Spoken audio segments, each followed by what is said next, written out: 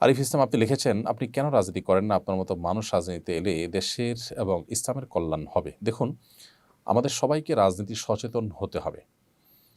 পৃথিবীর রাজনীতি আমাদেরকে বুঝতে হবে। ভূ রাজনীতি নিয়ে যদি আমাদের জানাশোনা না থাকে, সচেতনতা না থাকে, তাহলে আমরা ক্ষতিগ্রস্ত হব।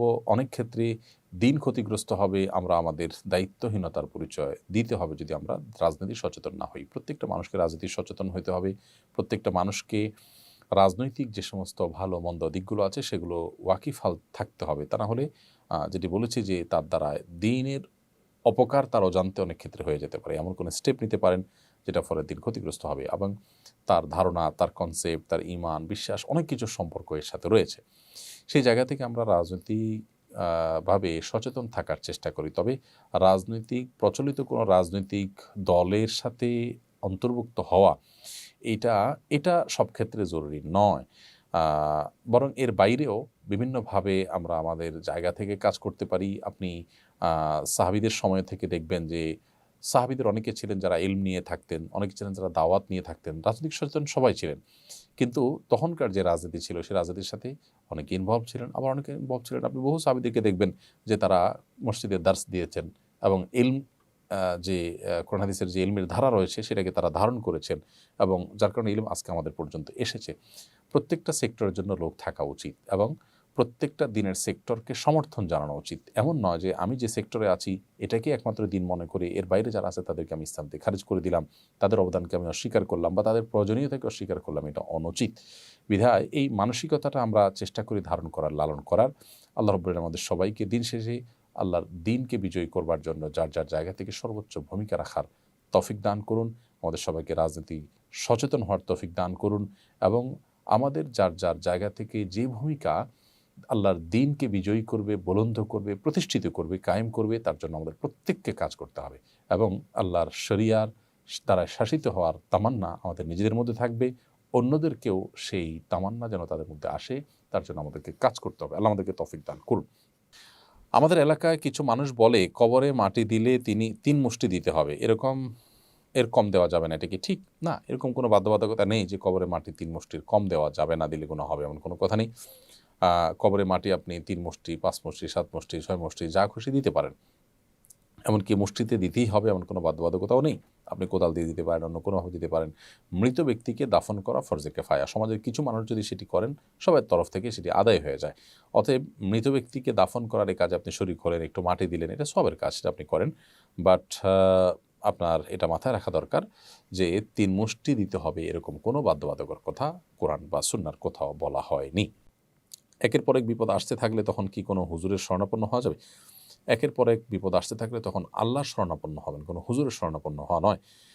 হুজুর আমাদেরকে বিপদ আপদ থেকে উদ্ধার করাবার জন্য কোনো আল্লাহর পক্ষ থেকে কোনো অথরাইজড ব্যক্তি না।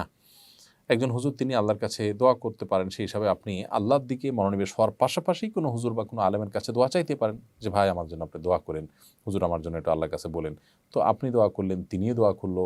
তিনি হয়তো একটু আমলদার মানুষ, হয়তো আল্লাহর প্রিয় বান্দা, সেই জায়গা থেকে এসে আশা থেকে, সুধারণা থেকে তার কাছে আপনি দোয়া চাইতেই পারেন। কিন্তু এটাই একমাত্র করণীয় না বা এটা মূল করণীয় না।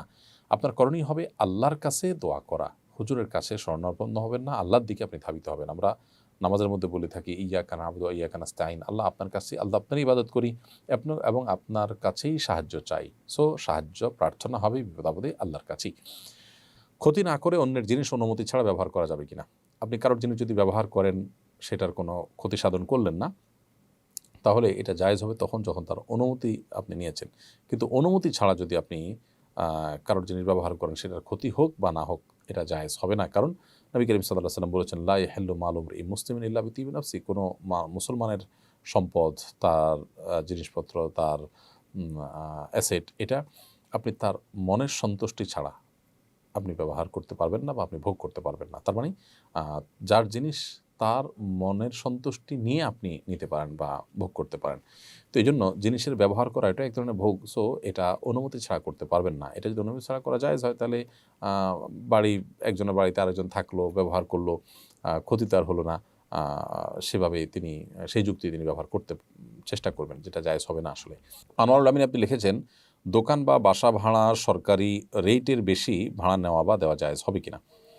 দোকান বা বাসা ভাড়ার ক্ষেত্রে সরকারি যে রেট আছে সেই রেটের অতিরিক্ত আপনি যদি নেন, সরকার যদি কোনো জায়গায় ধার্য করে থাকে ন্যায্য মূল্য যেন নিশ্চিত করা যায় সেজন্য, তাহলে সেটা আপনার জন্য, এরকম পরিস্থিতিতে আপনার জন্য অতিরিক্ত টাকা নেওয়া জায়েজ হবে না। কারণ হলো ন্যায্যতার যে সীমানা সেটা যদি ঠিক করে দেওয়া হয় এবং মানুষের কল্যাণে যদি করা হয়, সেটাকে মান্য করা উচিত।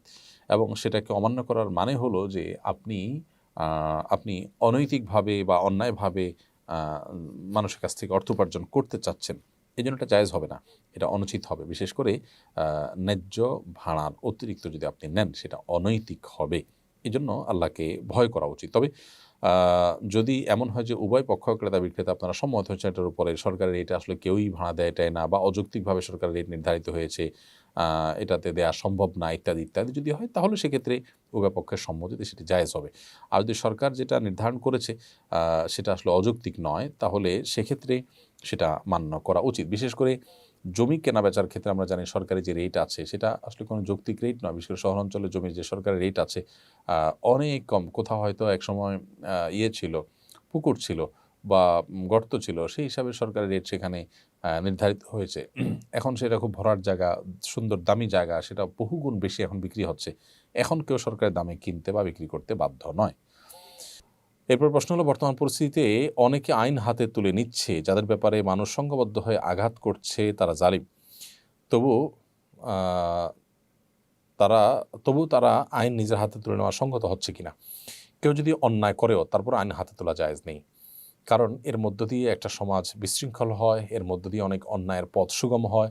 আপনি যাকে অন্যায়কারী হিসাবে তার ব্যাপারে শাস্তি দেওয়ার কাজটা করতে যাচ্ছেন, এটা যদি আরেকজনও করে, তাহলে সেক্ষেত্রে ঠুনকো অজুহাতে একজন আরেকজনের শত্রুতা উদ্ধার করা শুরু করবে, সমাজে একটা বাজে দৃষ্টান্ত তৈরি হবে এবং একটা অস্থিতিশীল পরিস্থিতি আসবে। নবী করিম সাল্লাল্লাহু আলাইহি সাল্লাম বিচার করতেন, বিচারের আলোকে শাস্তি কার্যকর হতো। কোরআনের যে বিধান আছে সেই বিধানের আলোকে সাহাবীরা যার যার মধ্যে করে শাস্তি কার্যকর করতেন না, পরে নবী সাল্লাল্লাহু আলাইহি সাল্লামের কাছে আনা হতো, তিনি বিচার করতেন। পরবর্তীতে সাহাবীরা যখন খেলাফতের দায়িত্ব পেয়েছেন, তারা বিচার করতেন, তার আলোকে বিচার করা হতো।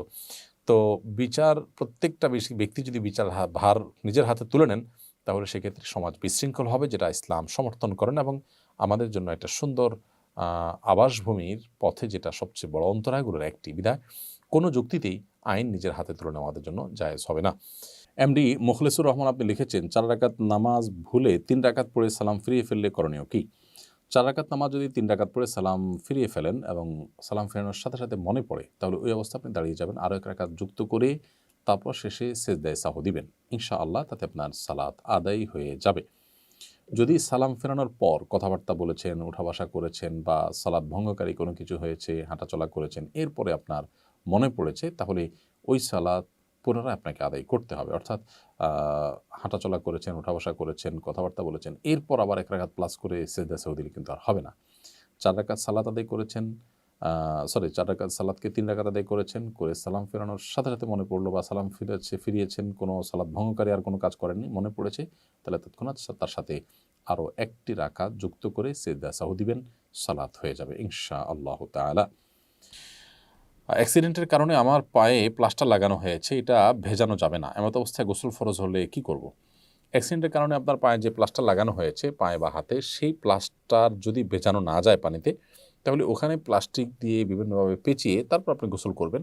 আর যদি সেখানে প্লাস্টিক দিয়ে পেঁচিয়ে গোসল করলেও পানি লেগে যাওয়ার আশঙ্কা থাকে, তাহলে কোনোভাবে কোনো কিছুতে রেখে, উঁচুতে কোনো একটা মোড়াতে বা কিছুতে রেখে এরপর আপনি আলতো করে পানি দিয়ে বাকি শরীর ধুবেন এবং সেই ব্যান্ডেজের জায়গাটা বা প্লাস্টারের জায়গাটা ভিজা হাত দিয়ে উপর দিয়ে আপনি মুছে নেবেন। ব্যাস, তাতে ইনশাআল্লাহ বিদিন আপনার গোসল হয়ে যাবে। একইভাবে আপনি উযুও করবেন। আসুন্নাহ ফাউন্ডেশন, উম্মার স্বার্থে সুন্নাহর সাথে।